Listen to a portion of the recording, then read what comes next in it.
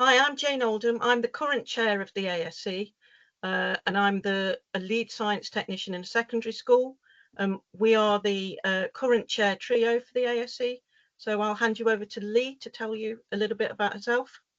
Hi there, I'm co-chair outgoing with Alex Sinclair, and I am Deputy Dean of the Faculty of Social Sciences and Education at Leeds Trinity University.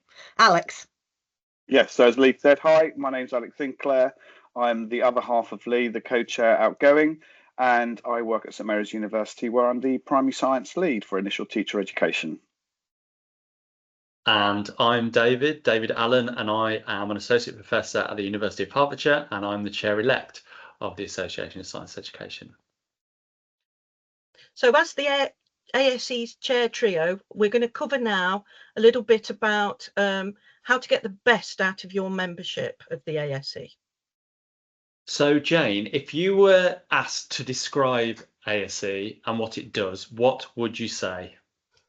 So first and foremost, the ASE is a charity organisation, but it's a membership organisation. It supports and helps to develop all the individuals across the spectrum of science education.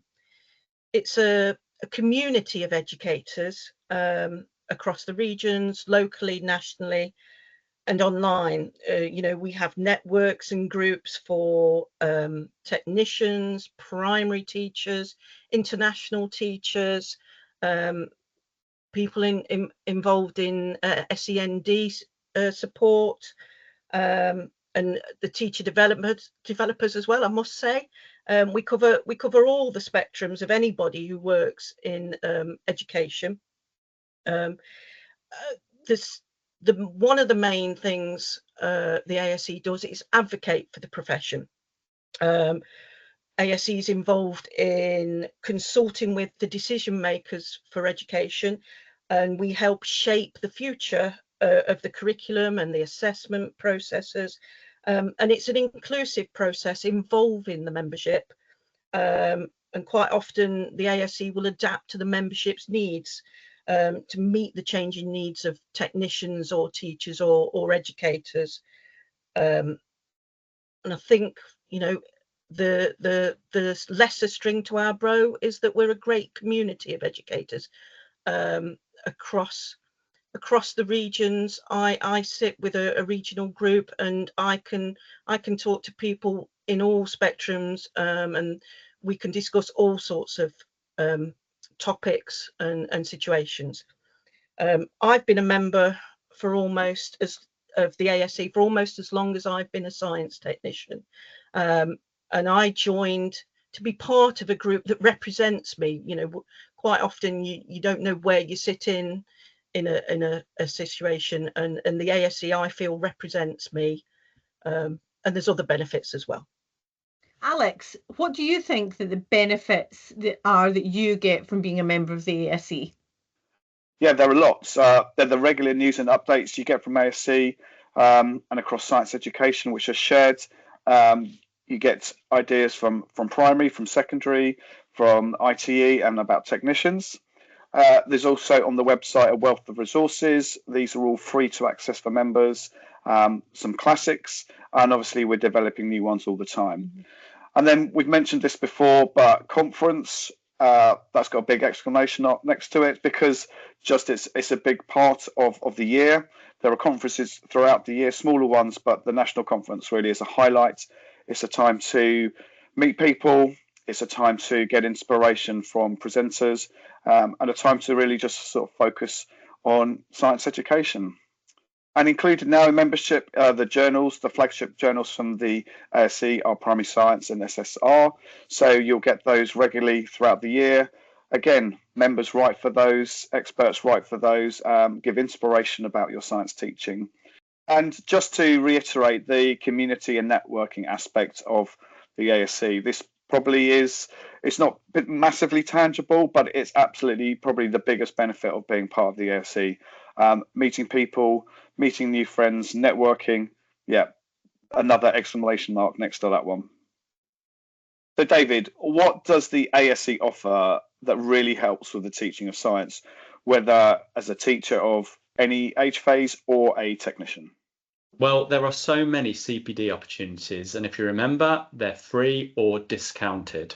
There's so much expertise in the community providing specialist programs by experts where needs emerge, and that might be in established areas of expertise such as SEND or practical work or inclusion, but also in aspects like AI.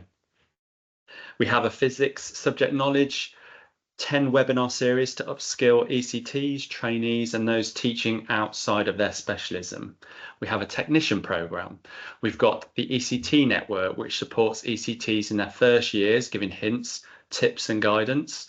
We've got the Primary Insights Network, which looks at implementation of learning from the Primary Science EEF report. We've got Included Primary, which is a 6-webinar program which looks at improving inclusive practice to engage all students in learning using science-based examples. And we have the International Teacher Network, which is a series of webinars to build a community and give support and information on teaching in the UK for teachers new to the UK teaching system. So the CPD offer truly does support teaching and learning in science without a doubt. Okay, I'm just going to ask you about one benefit or standout moment from being an ASE member to share with the people who are watching.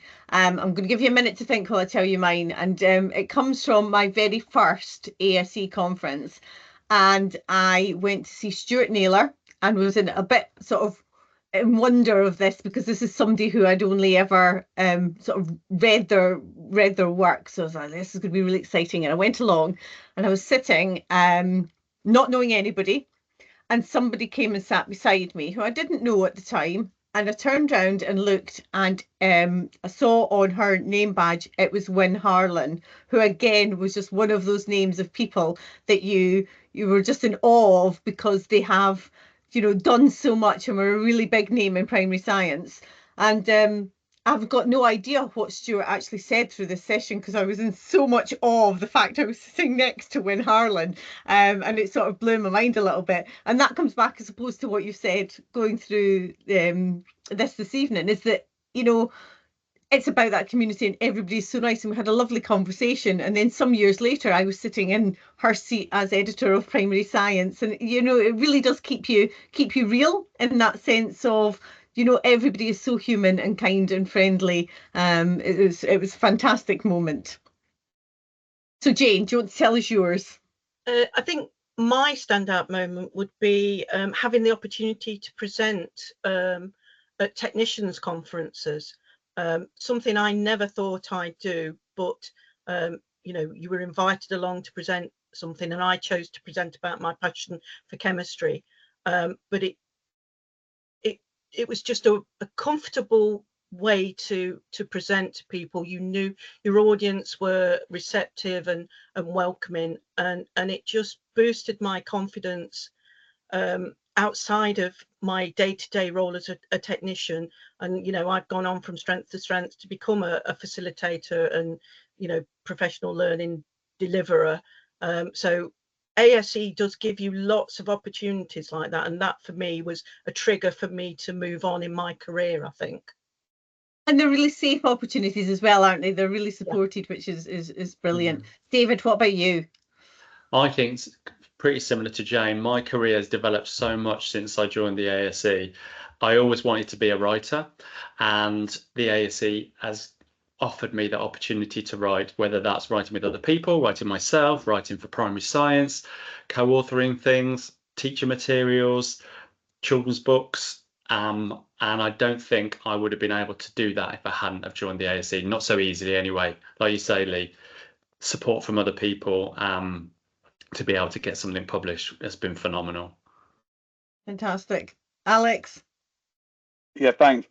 Probably, I mean, lots of standout moments, but probably my first article published in Primary Science. I had nothing published before that, and there's a massive sense of achievement that other people are reading it.